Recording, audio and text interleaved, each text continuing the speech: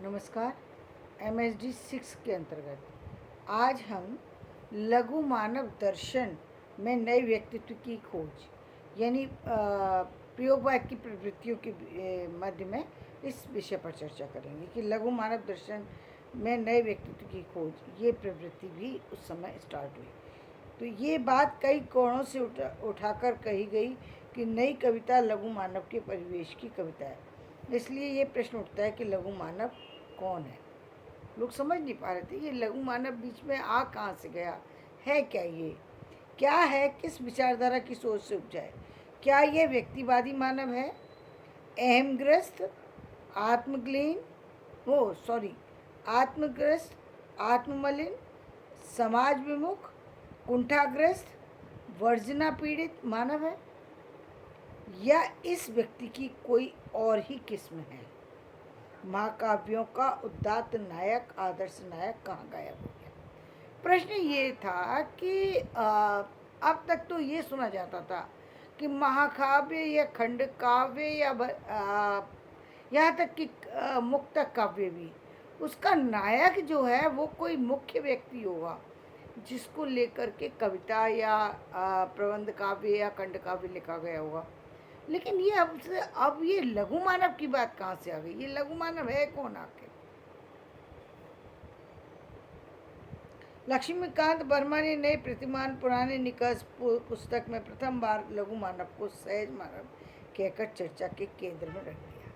और नए प्रतिमान के अंतर्गत किसने, लक्ष्मीकांत वर्मा ने जो है लघु मानव को सामने लेकर के आए। फिर साही जी ने लघु मानव के बाने हिंदी कविता बहस के शीर्षक निबंध में जो है इनको रखा। फिर जगदीश गुप्त ने कहा कि पहले अपने को लघु कहना, फिर लघुता की महानता प्रदर्शित करना, प्रकारांतर से अपने को महान कहना है। यानी उन्होंने किसको लघु कहा, यानी एक आम इंसान को। इसीलिए उन्होंने कहा पहले अपने आप को लघु कहो, फिर उस लघु मानव की चर्चा करो और फिर उसको महान बनाने की दिशा में एक कदम बढ़ा दो।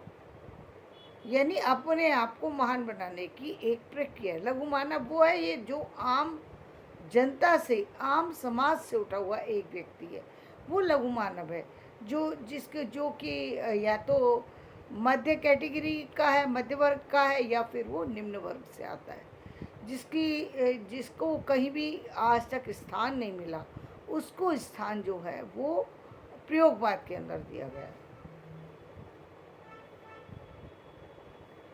कहना न होगा कि इस लघु मानव को अमरीकी पूंजीवादी भोगासक्त और इस लघु मानव को कौन, अमरीकावादी, जहाँ पर पूंजीवाद का बोलबाला हो चुका था। नेचुरल है। अब आप देख रहे हो कि भारत के अंदर पूंजीवाद क्यों बढ़ रहा है, क्योंकि जब शिक्षा आएगी तो पूंजीवाद बढ़ेगा, क्योंकि व्यक्ति को समझ पैदा हो गई ना। पहले सोचिए, पहले कार्य करने वाला सिर्फ एक मंत्री होता था, यानी सिर्फ एक समाज का एक ही वर्ग एक ऐसा था जो कि शिक्षा से जुड़ा हुआ था, जो कि शिक्षा देता था, शिक्षा लेता था, यानी वो था ब्राह्मण वर्ग। और देने की बात तो तब आती है ना, वो भी राजघराने में। अब कितनी देनी है वो भी कोई लिमिट तो थी नहीं भाई। जब हम आज सिस्टम में आ जाते हैं तो हमको एक पता है कि भाई इतने से इतने हमको इस एक पाठ्यक्रम बनाया कि भाई इतने साल के अंदर ये पूरा पाठ्यक्रम करेंगे। तब हमारे पास एक पाठ्यक्रम का एक बड़ा सिलेबस, हमारा पाठ्यक्रम एक अच्छी सी तरीके से तैयार किया गया है। लेकिन उस समय तो ऐसा कुछ था नहीं, तो शिक्षक के हाथ में कितना देना है कितना नहीं देना है। अब उसमें कम ज़्यादा भी हो सकता था, तो वो अपने हिसाब से ही उसको रखते थे। यानी पूरी की पूरी चीज़ जो है वो मेरे पास में है, सारी तो मैं दे नहीं सकते ना, सारी दे दी फिर कहीं। और वो भी कैसी थी, मौखिक। अब मौखिक व्यक्ति जब सीखता है, सुनने में बहुत सरल लगती है।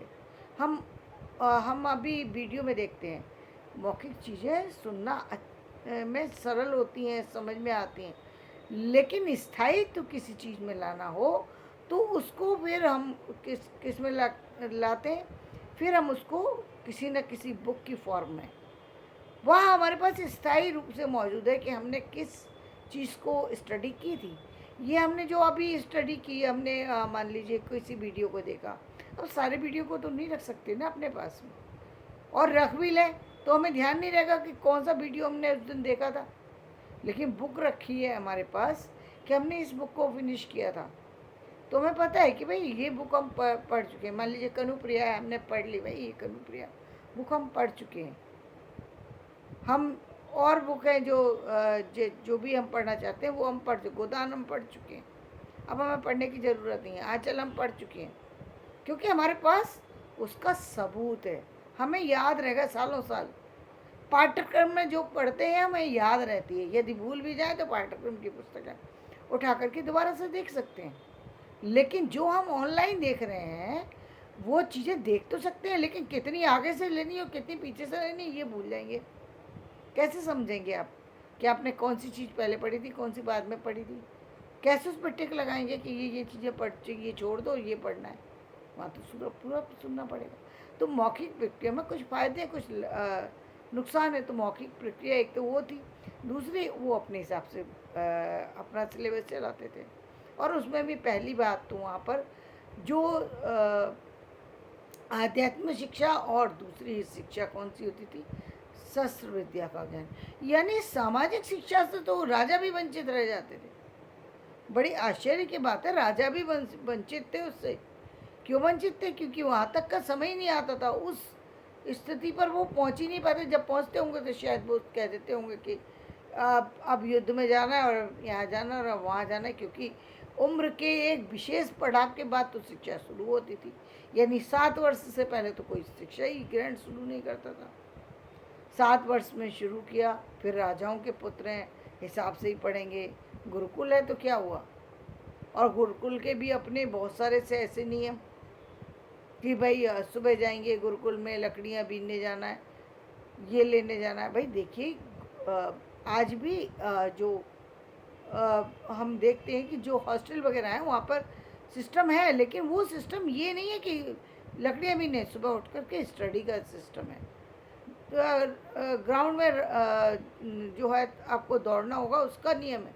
वो एक आपके अंदर जो है एनर्जी जो है वो आगे काम करने की एनर्जी देती है। ये चीज़ आपको काम करने के लिए मोटिवेट कर रही है। यानी आप एक फ्रेश फील कर रहे हैं, 2 राउंड लगा लिए, आप फ्रेश फील कर रहे हैं। लेकिन आप कोई काम करके आएंगे तो थक जाएंगे, आपकी एनर्जी बट गई, डाइवर्ट हो गई। अब आप स्टडी करने बैठेंगे तो शायद आपका ध्यान उतना नहीं लगेगा, उतनी सारी तरह से और फिर यदि लगेगा भी तो ऐसा कोई पाठ्यक्रम तो था नहीं कि भाई 8 घंटे पढ़ना है, 2 बजे तक पढ़ना है, इससे पहले आपकी छुट्टी नहीं हो सकती, ऐसा तो था नहीं। तो उस समय के सिस्टम में जो है शिक्षा से कहीं ना कहीं पूरा समाज छूटा हुआ था। ब्राह्मणों को छोड़ करके सारे समाज छूटा हुआ था। अब हर व्यक्ति शिक्षित हो रहा है, तो शिक्षक के साथ साथ जो होती है आर्थिक स्थितियाँ भी व्यक्ति की बदलने लगती हैं।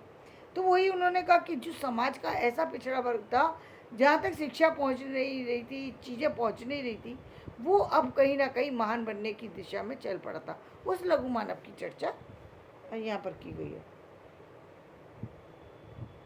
आधुनिक भावबोध वाले सिद्धांत ने जनसाधारण के उत्पीड़न कि किस तरीके से जनसाधारण का उत्पीड़न किया गया, अनुभवों और उस उत्पीड़न से उत्पन्न हुए अनुभव, उग्र विक्षोभों और मूल उद्वेगों का बायकॉट किया गया, किस तरीके से उनके उद्वेग को दबाया गया, किस तरीके से उनकी उत्तेजना को दबा दी गई, या कहीं ना कहीं उनको बोलने का अवसर ही नहीं दिया। अब भी नहीं दिया जाता, उस समय की तो बात छोड़ दीजिए। अब भी जो जिनके हाथ में सत्ता होती है वो जनरली वो दूसरों को इस चीज़ का उपयोग नहीं कर देते, जनरली नहीं होता। वैसे अभी क्योंकि सिस्टम एक दूसरे फॉर्म में चला गया है, इसलिए उतनी लिबर्टी नहीं है। लेकिन कहीं ना कहीं फिर भी कुछ लोग जो है अपनी उस नेचर्स को बदल नहीं पा रहे हैं। लघु मानव वाला सिद्धांत लाकर जनसाधारण की मार्मिक आध्यात्मिक शक्तियों और भव्यताओं से आंखें फेर ली। मुक्तिबोध के इस कथन को व्यापक समर्थन मिला और लघु मानव के दर्शन अस्वीकार कर दिया गया। मतलब उसको लघु मानव की उससे अस्वीकार कर दिया, ये लघु मानव नहीं है, ये कह करके स्वयं अज्ञे की सृजन में अपराजित मानव का रूप देखिए, पर हारता नहीं न मरता है। मतलब ऐसा मानव जो कि इतना इतना उसके साथ कुछ हुआ, वो ना हारता है न मरता है।